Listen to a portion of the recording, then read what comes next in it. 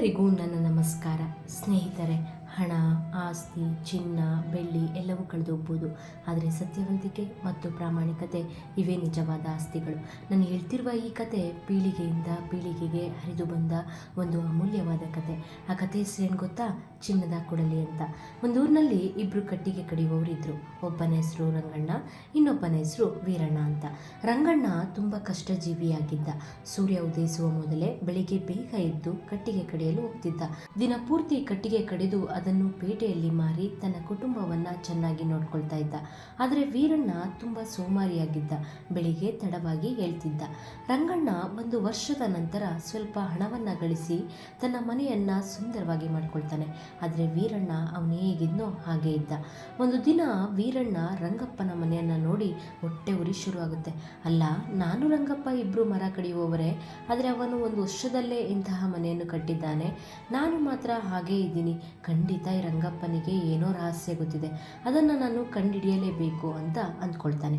ಎಂದಿನಂತೆ ರಂಗಣ್ಣ ಬೆಳಿಗ್ಗೆ ಎದ್ದು ಕಟ್ಟಿಗೆ ಕಡಿಯಲು ಹೋಗ್ತಾನೆ. ವೀರಣ್ಣ ಆತನನ್ನು ನೋಡಿ ಇವನಿಗೆ ಸ್ವಲ್ಪನೂ ಶಾಂತಿನೇ ಇಲ್ಲ ಅನ್ಸುತ್ತೆ. ಬೆಳಿಗ್ಗೆ ಬೇಗ ಎದ್ದು ಕಟ್ಟಿಗೆ ಕಡಿಯಲು ಹೋಗ್ತಿದ್ದಾನೆ. ನಾನಂತೂ ಆರಾಮಾಗಿ ಹೋಗ್ತೇನೆ ಎಂದು ಮತ್ತೆ ಮಲ್ಕೊಳ್ತಾನೆ. ರಂಗಣ್ಣ ಕಾಡಿನಲ್ಲಿ ಹೋಗ್ತಾ ಹೋಗ್ತಾ ನದಿಯ ಹತ್ತಿರ ಒಂದು ಮರವನ್ನು ನೋಡ್ತಾನೆ. ಓ, ಈ ಮರ ಎಷ್ಟು ಚೆನ್ನಾಗಿದೆ, ಇದರ ಕಟ್ಟಿಗೆ ಕೂಡ ತುಂಬಾ ದೊಡ್ಡದಾಗಿದೆ ಎಂದು ರಂಗಣ್ಣ ಮರವನ್ನ ಹತ್ತಿದ. ಒಂದು ಕೊಂಬೆಯನ್ನು ಕತ್ತರಿಸಲು ಶುರು ಮಾಡ್ತಾನೆ. ಕತ್ತರಿಸುತ್ತಿರುವಾಗ ಅವನ ಕೈಯಲ್ಲಿದ್ದ ಕೊಡಲಿ ಜಾರಿ ನೀರಿನೊಳಗೆ ಮುಳುಗಿ ಹೋಯಿತು. ಆಗ ರಂಗಣ್ಣ ಮರದಿಂದ ಕೆಳಗೆ ಇಳಿದು ಅಳುತ್ತಾ, ಅಯ್ಯೋ, ನನ್ನ ಹತ್ತಿರ ಇದ್ದಿದ್ದು ಒಂದೇ ಕೊಡಲಿ, ಅದು ಜಾರಿ ನೀರಿಗೆ ಬಿದ್ದೋಯ್ತಲ್ಲ, ನನ್ನ ಕುಟುಂಬವನ್ನ ನಾನು ಹೇಗೆ ನೋಡ್ಕೊಳ್ಳಿ ಎಂದು ಅಳುತ್ತಾ ಅಲ್ಲೇ ಕುಳಿತು ಜಲದೇವತೆಯನ್ನು ಪ್ರಾರ್ಥನೆ ಮಾಡಲು ಶುರು ಮಾಡ್ತಾನೆ. ಅವನ ಪ್ರಾರ್ಥನೆಯನ್ನು ಮೆಚ್ಚಿ ಜಲದೇವತೆ ಪ್ರತ್ಯಕ್ಷಳಾಗ್ತಾಳೆ. ಆಗ ಜಲದೇವತೆಯು, ರಂಗಣ್ಣ, ನನ್ನಿಂದ ಏನು ಸಹಾಯ ಆಗಬೇಕಾಗಿದೆ ಎಂದು ಜಲದೇವತೆಯು ಕೇಳುತ್ತಾಳೆ. ಆಗ ರಂಗಣ್ಣ ಅಳುತ್ತಾ ಜಲದೇವತೆಗೆ, ನಾನು ಕಟ್ಟಿಗೆ ಕಡಿಯುತ್ತಿದ್ದಾಗ ನನ್ನ ಕೊಡಲಿ ಜಾರಿ ನೀರಿನೊಳಗೆ ಬಿದ್ದೋಗಿದೆ, ದಯಮಾಡಿ ನನಗೆ ಅದನ್ನ ವಾಪಸ್ ತಂದುಕೊಡಿ ಎಂದು ಕೇಳ್ತಾನೆ. ಆಗ ಜಲದೇವತೆ ನೀರಿನೊಳಗೆ ಹೋಗಿ ಸ್ವಲ್ಪ ಸಮಯದ ನಂತರ ಒಂದು ಚಿನ್ನದ ಕೊಡಲಿಯನ್ನು ತಂದು, ರಂಗಣ್ಣ, ತೆಗೆದುಕೋ ಈ ಚಿನ್ನದ ಕೊಡಲಿಯನ್ನು ಅಂತ ಹೇಳ್ತಾಳೆ.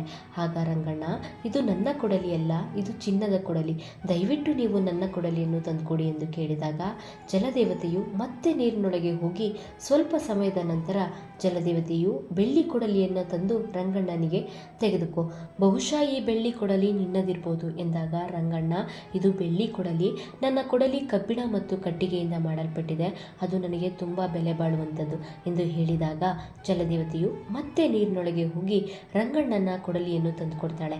ಆ ಕೊಡಲಿಯನ್ನು ನೋಡಿದ ರಂಗಣ್ಣನ ಖುಷಿಗೆ ಪಾರವೇ ಇರಲಿಲ್ಲ.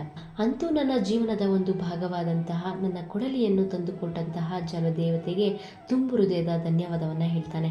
ಆಗ ಜಲದೇವತೆಯು ರಂಗಣ್ಣನಿಗೆ, ನೀನು ಶ್ರಮವನ್ನು ಜೀವನದ ಒಂದು ಭಾಗ ಅಂದ್ಕೊಂಡಿದ್ದೀಯಾ, ಮತ್ತೆ ನಿನ್ನಲ್ಲಿ ಅತಿಯಾಸೆಯೂ ಇಲ್ಲ ಎಂದು ರಂಗಣ್ಣನ ಸತ್ಯವಂತಿಕೆ ಮತ್ತು ಪ್ರಾಮಾಣಿಕತೆಯನ್ನು ಕಂಡ ಜಲದೇವತೆಯು, ತೆಗೆದುಕೋ ಈ ಚಿನ್ನ ಮತ್ತು ಬೆಳ್ಳಿ ಕೊಡಲಿಯನ್ನು, ಇದು ನಿನ್ನ ಸ್ವಚ್ಛ ಮನಸ್ಸಿಗೆ ನಾನು ಕೊಡ್ತಿರುವ ಉಡುಗೊರೆ ಎಂದು ಆ ಎರಡು ಕೊಡಲಿಯನ್ನು ಜಲದೇವತೆಯು ಕೊಡ್ತಾಳೆ. ರಂಗಣ್ಣ ಕೊಡಲಿಯನ್ನು ತೆಗೆದುಕೊಂಡು ಜಲದೇವತೆಗೆ ನಮಸ್ಕರಿಸುತ್ತಾನೆ. ನಂತರ ರಂಗಣ್ಣನ ಕೈಯಲ್ಲಿ ಚಿನ್ನ ಮತ್ತು ಬೆಳ್ಳಿ ಕೊಡಲಿಯನ್ನು ನೋಡಿದಂತಹ ವೀರಣ್ಣ ಆಶ್ಚರ್ಯಗೊಂಡು ರಂಗಣ್ಣನನ್ನ ಹಿಂಬಾಲಿಸುತ್ತಾನೆ.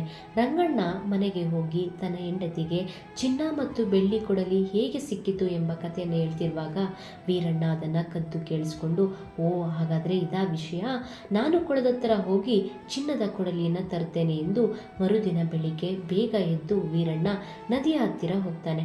ಅವನ ಕೊಡಲಿಯನ್ನು ನೀರಿನೊಳಗೆ ಎಸೆಯುತ್ತಾನೆ ಮತ್ತು ಅಲ್ಲೇ ಕುಳಿತು ಜಲದೇವತೆಯನ್ನು ಪ್ರಾರ್ಥಿಸುತ್ತಾನೆ. ಆಗ ಜಲದೇವತೆಯು ಪ್ರತ್ಯಕ್ಷಳಾಗಿ, ವೀರಣ್ಣ, ನನ್ನನ್ನು ಏಕೆ ಪ್ರಾರ್ಥಿಸಿದೆ ಎಂದು ಕೇಳುತ್ತೆ.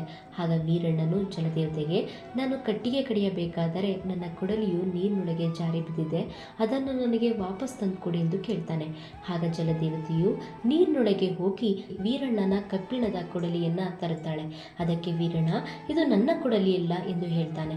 ಮತ್ತೆ ಜಲದೇವತೆಯು ನೀರಿನೊಳಗೆ ಹೋಗಿ ಬೆಳ್ಳಿ ಕೊಡಲಿಯನ್ನ ತರುತ್ತಾಳೆ. ಇದನ್ನು ಕೂಡ ವೀರಣ್ಣ, ಇದು ನನ್ನ ಕೊಡಲಿಯಲ್ಲ ಎಂದು ಹೇಳ್ತಾನೆ. ಮತ್ತೆ ಜಲದೇವತೆಯು ನೀರಿನೊಳಗೆ ಹೋಗಿ ಚಿನ್ನದ ಕೊಡಲಿಯನ್ನ ತರುತ್ತೆ. ಇದನ್ನ ವೀರಣ್ಣ, ಇದೇ ನನ್ನ ಕೊಡಲಿ ಎಂದು ಹೇಳುತ್ತಾನೆ. ಆಗ ಜಲದೇವತೆಯು ವೀರಣ್ಣನಿಗೆ, ನಿನಗೆ ತುಂಬ ಅತಿ ಆಸೆ ಇದೆ, ನೀನು ನನ್ನ ಹತ್ತಿರ ಸುಳ್ಳು ಹೇಳಿದ್ದೀಯಾ, ನಿನಗೆ ತಕ್ಕ ಶಿಕ್ಷೆ ಸಿಗುತ್ತದೆ ಎಂದು ಜಲದೇವತೆಯು ಮಾಯವಾದಳು. ಅಯ್ಯೋ, ನನ್ನ ಕೊಡಲಿ ಎಂದು ವೀರಣ್ಣ ಅಲ್ಲೇ ಕುಳಿತ. ನಾನು ಸುಳ್ಳು ಹೇಳಿದ್ದಕ್ಕೆ ನನ್ನ ಹತ್ತಿರ ಇದ್ದಿದ್ದ ಕೊಡಲಿಯೂ ಹೋಯಿತು ಎಂದು ಬೇಜಾರಿನಿಂದ ಮನೆಗೆ ಹೋಗ್ತಾನೆ. ಅದಕ್ಕೆ ಹೇಳೋದು ಸ್ನೇಹಿತರೆ, ಮಾಡುವ ಕೆಲಸದಲ್ಲಿ ಪ್ರಾಮಾಣಿಕತೆ ಇದ್ದರೆ ಒಂದಲ್ಲ ಒಂದು ದಿನ ಅದೇ ನಮ್ಮ ಯಶಸ್ಸಿಗೆ ಕಾರಣವಾಗ್ಬೋದು ಅಂತ ಹೇಳ್ತಾ, ಇದಾಗಿತ್ತು ಇವತ್ತಿನ ವಿಡಿಯೋ. ಈ ವಿಡಿಯೋ ಇಷ್ಟ ಆಗಿದ್ದರೆ ದಯವಿಟ್ಟು ನನ್ನ ಅಕ್ಷರ ಗುರುಕುಲ ಚಾನಲ್ಗೆ ಸಬ್ಸ್ಕ್ರೈಬ್ ಮಾಡಿ ಅಂತ ಹೇಳ್ತಾ ಎಲ್ಲರಿಗೂ ನನ್ನ ಧನ್ಯವಾದಗಳು.